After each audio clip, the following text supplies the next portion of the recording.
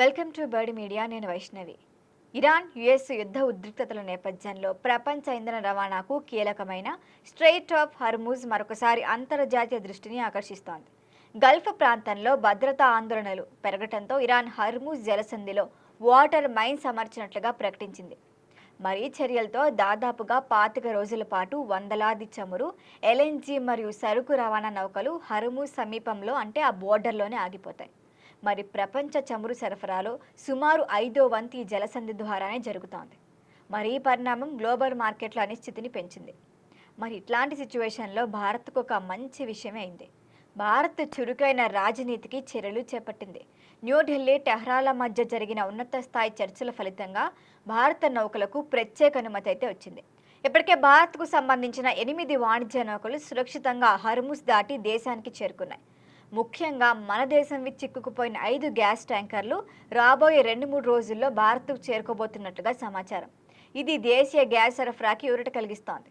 అయితే ఇరాన్ విదేశాంగ మంత్రి అబ్బాస్ అరాగ్చి తాజా ప్రకటనలో అమెరికా మరియు ఇజ్రాయెల్కు చెందిన నౌకలు తప్పిస్తే మిగతా అన్ని మిత్ర దేశాల నౌకలకు హర్మూజ్ జలాంతర్గత మార్గంలో ప్రయాణానికి మేము అనుమతిస్తామని వెల్లడించింది.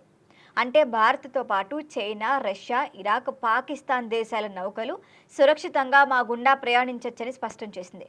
ఇక ముంబైలోని ఇరాన్ కాన్సులేట్ ఈ విషయాన్ని ఎక్స్ వేదికగా ప్రకటించడం గమనార్హం. భారత్కైతే ఖచ్చితంగా ఇది తాత్కాలికంగా అనుకూల పరిణామం. దేశ ఇంధన అవసరాల్లో పెద్ద భాగం గల్ఫ్ దేశాలపైనే ఆధారపడుతోంది. గ్యాస్ ట్యాంకర్ల రాక ఆలస్యమైతే పరిశ్రమలు, విద్యుత్ ఉత్పత్తి రంగం, ఎరువుల తయారీ వంటి కీలక రంగాలపై మనకి ప్రభావం చూపే అవకాశం ఉంది. మరి ప్రస్తుతానికైతే అనుమతులు లభించడంతో సరఫరా గొలుసులో ఉన్న అంతరాయం కొంతవరకు తగ్గుతోంది. అయితే ఈ ఉద్రిక్తతలు పూర్తిగా తగ్గకపోవడంతో భవిష్యత్తు పరిస్థితులపై కాస్త అప్రమత్తత మాత్రం అవసరం.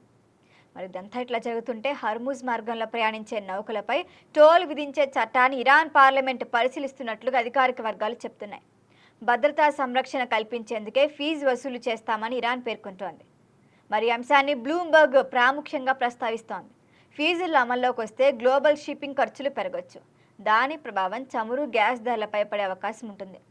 ఏదేమైనప్పటికీ అంతర్జాతీయ సముద్ర చట్టాల ప్రకారం అంతర్జాతీయ జలాంతర్గత మార్కెట్లో టోల్ వివాదంపై వివాదాలు తలెత్తే అవకాశం ఉంది.